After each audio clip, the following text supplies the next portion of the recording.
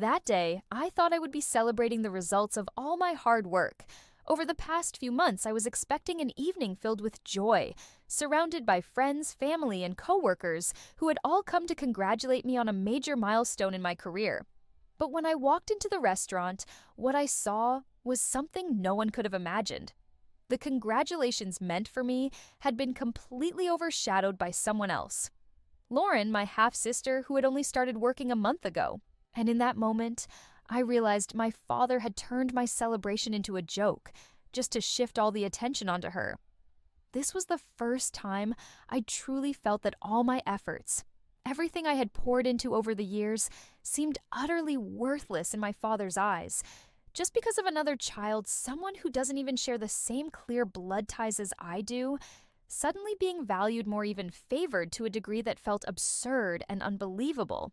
I still remember the day I first joined the company. It took me a long time to prove myself. My father, the founder, always kept a cold distance from me, which made me feel like I had to work twice, even 3 times as hard, just to be seen as worthy. Even though I'm his only biological son, I always felt the pressure to live up to the massive shadows of his expectations. He demanded perfection from me, but never gave me any recognition or encouragement in return. And then just a few months ago, my younger half-sister Lauren showed up. She had only been with the company for a short time, with little experience, yet she easily won the affection and attention of everyone, especially my father. I started to notice a clear shift in how he treated her. Every time I completed a major project, I never received a word of praise. But Lauren, she only had to do something minor, and he would immediately praise her in front of everyone. Whenever I got close to sealing an important deal, I had to battle the obvious difference in how he perceived the two of us. It was not a pleasant feeling. I kept trying to convince myself that I could push through those emotions, that I just needed to focus on the work and ignore the pettiness. But every time I walked into a meeting room, every time I saw the pride in his eyes when he looked at Lauren, I couldn't help but feel abandoned. And then on the very night that was supposed to be mine, I found myself empty-handed, holding nothing but a deep, bitter sense of disappointment. When I walked into the restaurant and saw Lauren sitting at the center of it, all raising her glass in celebration with my own coworkers, I couldn't take it anymore. That entire evening, I felt like I had been pushed out of my own life, made invisible in a celebration I had once believed was meant for me. What was my father doing? Was I really that worthless to him that he had to express love and respect by lifting up another child instead?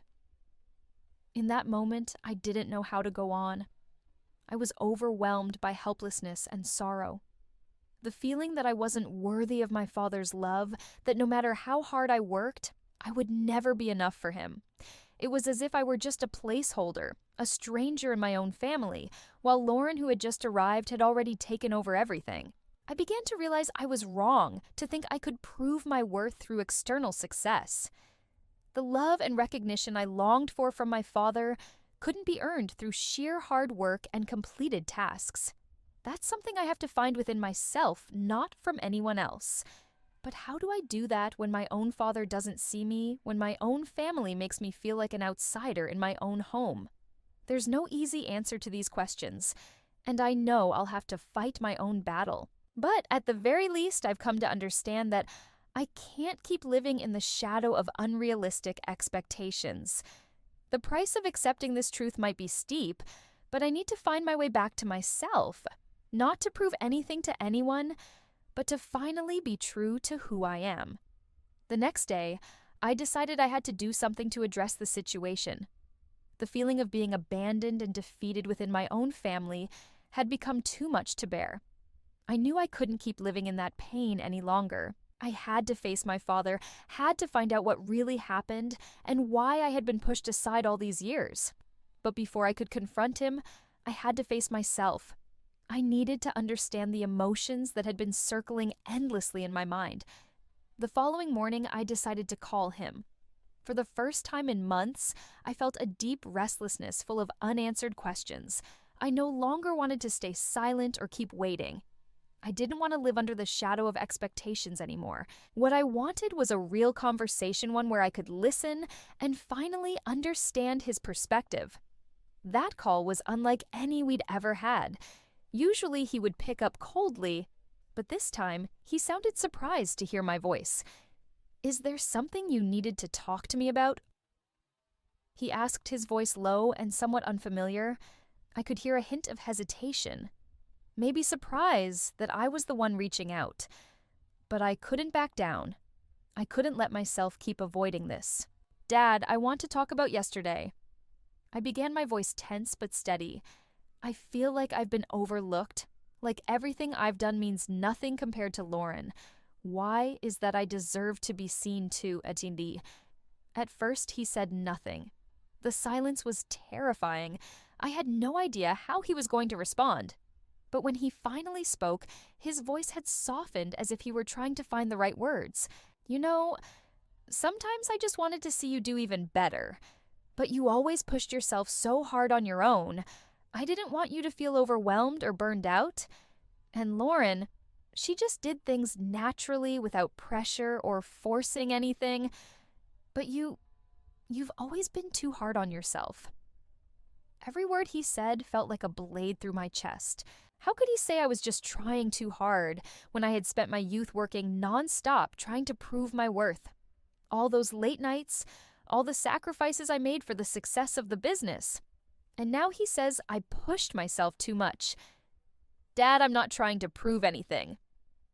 I replied, my voice firming up like I was fighting my own emotions. "I just wanted you to see me, to recognize that I have value, that everything I've done I did for this family.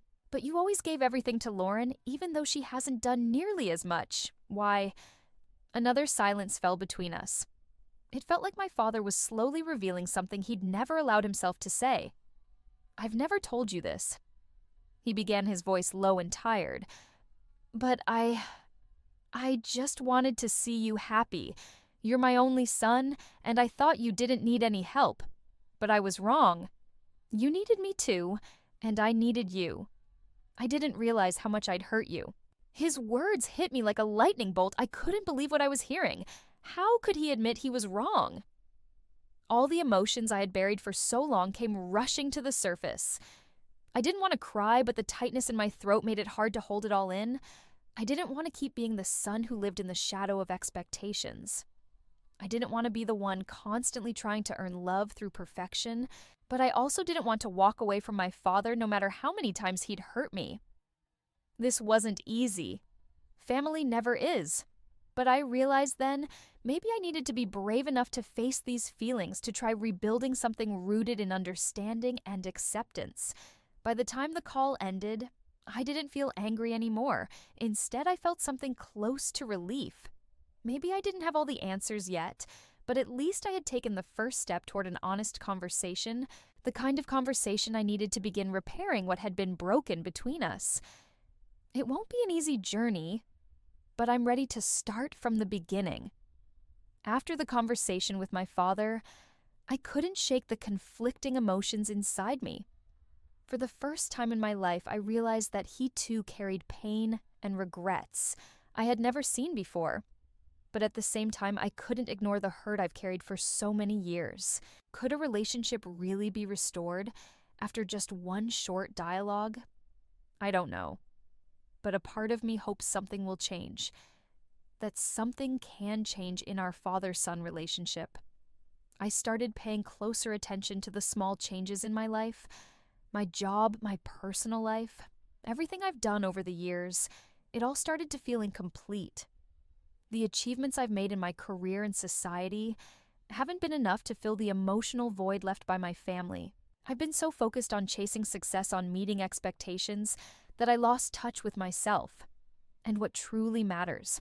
The loneliness became more and more undeniable, and I realized something had to change. That day, when I looked back at some old photos, I remembered how close we once were as a family. My dad, mom, Lauren, and me, those joyful moments filled with laughter. But something had changed along the way. Some invisible crack appeared, and I couldn't explain it. I thought about all the times my dad favored Lauren while I bore the brunt of emotional neglect. But now I also understand that maybe in his eyes, he was trying to protect me, trying not to overburden me, And maybe he thought Lauren, with her lighthearted and free spirit, didn't need to face the same pressures I did, but that doesn't mean I didn't deserve love or recognition. I'm his son. I deserve his attention and affection, just like anyone else in this family.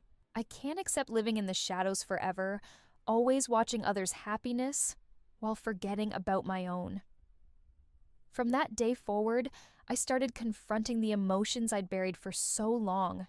I couldn't keep doing a job that didn't make me happy just to meet my family's expectations. I need to rediscover my real passion to remember why I started this journey in the first place. At the same time, I can't stop thinking about my dad. Can I forgive him? And can he change so that our relationship can truly heal? The pain and disappointment won't vanish overnight, but I know that in order to live fully, I need to understand myself more deeply and understand what really happened in our family. Forgiveness isn't easy, but I've realized that if I can't forgive my father, I'll be trapped forever in that pain, unable to move forward. I've decided not to let things end with yesterday's conversation. I'll keep talking to him. I'll keep trying to understand him better. I don't know what the future holds, but I know I can't keep living in the past, clinging to old wounds. Family is an important part of my life, and I can't just walk away from it. Because things didn't go the way I wanted, I'll do whatever I can to bring our relationship back on track so I can find peace within myself, even if it takes time. I've decided I won't give up easily. I'm tired of meaningless battles. Now I'm ready to face what hurt me. Whether the steps I take are big or small, I refuse to let myself drown in negativity anymore. Every step forward, no matter how hard, is a vital part of the healing process. The next morning, when I woke up, the unease still lingered along with the constant swirl of thoughts about the conversation with my father. His words, though containing elements of truth, didn't make it any easier to forget what had happened in the past. I couldn't just erase the pain that had been building up for so long. I spent the entire morning reflecting, coming to realize that while I could forgive him, that didn't mean I had to forget what I had been through. Forgiveness isn't a door back to the past. It's a step forward, a way to free myself from the pain that had taken root for far too long. I came to understand that healing can't be rushed. It takes time, but I knew that if I didn't face the past, if I didn't confront that pain, I would never truly be free. And it's not just about facing my father. I also have to face myself. I have to face the wounds I never admitted to, the hurts I've been trying to hide for so long. I decided I wouldn't run anymore. I have to face my family, face my father, face Lauren, and face the people I've distanced myself from. The truth is, I can't live in isolation forever. I need connection, I need healing, and I know that healing doesn't just come from my father, it has to come from me too. Yesterday's conversation with my father wasn't an end, it was a beginning. I've come to realize that our relationship can change, but it won't change overnight. It's a long and difficult process, and I have to mentally prepare myself for the challenges ahead. My father is a man full of pain, and that's made me reconsider the way I view him. I can't keep clinging to the image of him as someone terrible, because I know he's also struggling with his own pain. Still, I can't keep living in silence, feeling abandoned and unfairly treated. Lauren is also an important part of this story. She wasn't the reason I was forgotten. She's just part of a story I can't change. But I can change the way I see her. I can't keep feeling jealous or angry about the attention she received. I've spent too long living in the shadow of comparison, and it's time I learned to respect myself. I need to understand that everyone has their own journey, and I can't compare mine to anyone else's. Lauren has her life, and I have mine. What matters is that I find my path rather than live under the expectations of others. I know I can't fix everything in a single day, but I also understand that real change can only come from within. I have to learn to accept the imperfections in my family, in my father, and in myself. I can't keep waiting for perfection. I have to learn to love and forgive what has happened so I can move forward. In those late afternoons when I sit alone, the thoughts spin endlessly in my head. Can my father change? Can he recognize what he did wrong? Can he face the pain he caused our family? I don't know the answers, but I do know that not everything is within my control. What matters most is that I heal, that I find my own way. Healing is a process, and there are no guarantees. I don't know if my father will change, but I know that I have to. I have to learn how to love and forgive myself, because only then can I help my family heal. From now on, I won't let that pain that hurt define me anymore. As I continued my healing journey, I began to realize that it wasn't just my family. I too had to learn how to live in my own truth. For far too long, I had been living in the shadows of fear and insecurity, trying to avoid pain by not confronting the complexities within me. But the more I tried to escape, the more I felt trapped in that same loneliness and despair. I decided to begin a new path, a journey not to wait for my father or family to change, but to find myself again. I understood that everyone deserves to be loved and respected, but more importantly, I had to learn how to love and respect myself first. The past can't be changed, but how I view it can. I couldn't keep living in painful memories or chasing impossible expectations. Healing isn't about erasing those memories. It's about learning to live with them more gently, forgiving the mistakes others made, and the ones I made too. I began searching for ways to understand myself. I read books, joined personal development discussions, and slowly came to realize that healing isn't a destination, it's a process. A process full of challenges, not always easy. But I knew that if I didn't face myself, I'd never be able to step out of the shadow of that pain. One day when I looked in the mirror, I didn't see someone who had been abandoned or betrayed. I saw someone rising strong after everything that had happened, someone who no longer saw themselves as a victim of circumstance. What I saw was a person full of hope and a desire for change, someone willing to embrace transformation, no matter how difficult. And in that moment, I realized that healing is the ability to accept myself in all my light and shadow, in both my mistakes and my achievements. With that internal shift, I felt ready to face my father again, not to accuse or demand answers, but to open up an honest conversation where I could finally express the emotions I'd kept buried for so long. In the end, I realized I no longer needed his validation or anyone else's. The validation I needed had always been within me. My father is still my father with all his flaws and mistakes, but I no longer hold the same expectations of him. I no longer wait for him to change so that I can feel at peace. I accept that everyone has their own journey, and I can't force someone to change just because I want them to. What matters is that I've learned how to forgive not just him, but myself.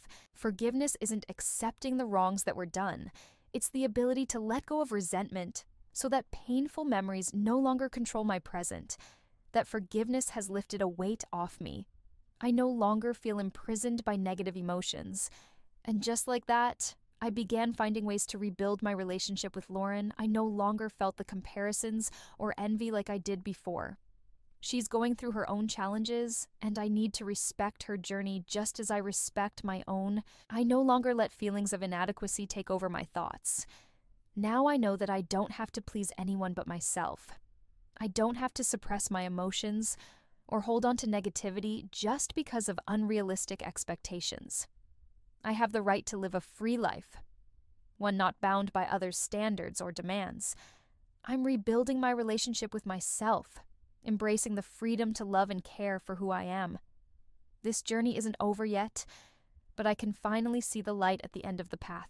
I know there will still be moments of pain times when I have to face difficult memories, but I'm ready to keep going. And no matter what happens, I will never let myself fall back into the shadow of the past. The healing started with me, and I'll keep nurturing it every day so I can become the person I was always meant to be. Life isn't always easy, and sometimes we're faced with challenges we never saw coming.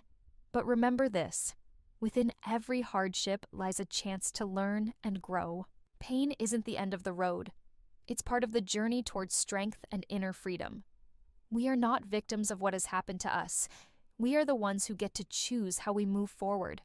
Take time to face yourself, to love who you are, and to forgive the mistakes of the past.